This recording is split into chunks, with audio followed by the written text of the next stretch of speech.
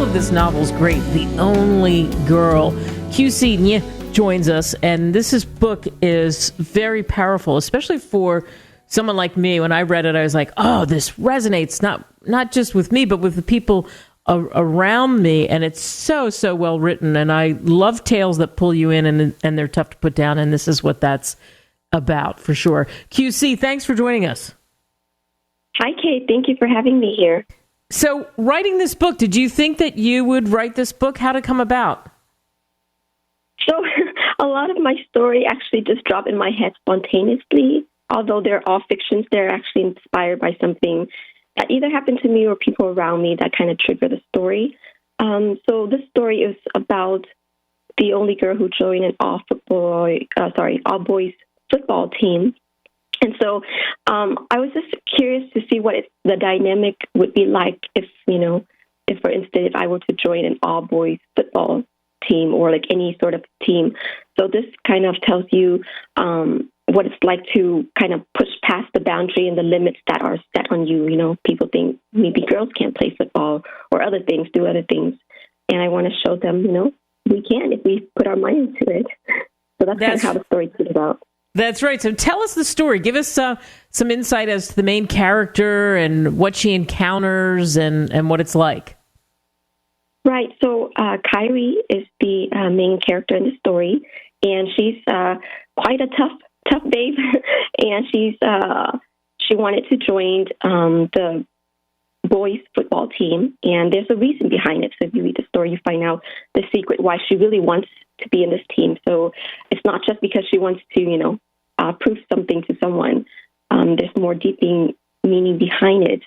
And at first, of course, the boys on the team don't like having a girl on the team. They think that she will be their weakness. So they came up with all kind of tricks to kind of like run her off of the team. But later on, the captain found out that her real secrets for joining the team, and he felt sorry for her, and he started supporting her. And so the team and the coach also got to see that Kairi is quite talented at playing football. And so over time, they start to really admire her, and she fit in. And then there's also this family dynamic regarding Kairi and her family, and that's very much inspired by my family relationship. And so it's very warm, very real, and very touching. What do you want readers to do? I'm sure you want them to feel good. What else do you hope readers take away from reading the novel, The Only Girl? I feel like for me, I pour my heart and soul into every book that I have written. I've written 17. And so I hope really the reader to enjoy reading it as much as I did in writing it, because when I write these stories, I cry and laugh along with the characters. Specifically for this book, I would say that, people will relate to it in different ways. But if anything, I would like them to see that, don't let society put any label on you and limitation on you. If you have a passion for something, go for it. And, as long as you work hard for it, you will be able to achieve it and not let anything stand in your way. Well, Kairi is definitely inspiring. I mean, the first girl to challenge the system, basically, on this all-boys sports team. And you said it, she wasn't welcome, and she was absolutely put through the ringer, so to speak. But she wanted to show that she deserves the spot. And we're not going to say what the secret is, but I think that's part of the secret sauce, by the way, in the book. And that's what I love about it. There's that great twist in this book. Will you do another book with this character, do you think, down the road? Probably not. Like I say, stories come to me spontaneously. I don't have a sequel in mind yet. I have 40-something stories total in my head, so I'm just like cranking them out one at a time. There may be characters that are similar to Kairi, but it'll be like in a very different storyline and completely different characters. Yeah. You have a couple of other books, so of those 40 stories rattling around in your head, you have a couple of them already out there. Tell us about your other books. Yeah, so The Only Girl is my third book. My first two books, the first one is called Waking Up to You. It's another romantic comedy about enemies, turning into lovers. So the first story is about a girl who was bullied by this group of boys in high school, and it turns out the leader of that bully group became her stepbrother. So it's a torture for the main character, Lily, to be living with her, so-called enemy. But after living a while together under the same roof, the guy started to have feelings for her, but she still very much hate him. And so you can see her, gradually warming up to him. And of course, there's also a love triangle. So that's the first book, Waking Up to You. And the second book is called Untouchable. This book is actually inspired by real historical events about the leper colony on Molokai, Hawaii.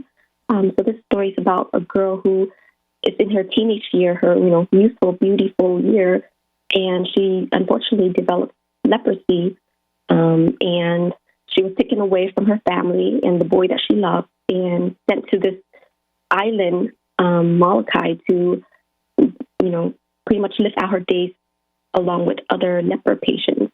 And when she thought that all hopes end and that she'll never experience romance again, there's this handsome missionary who volunteered on the island, and, they developed this very special bonding. So that book is Untouchable.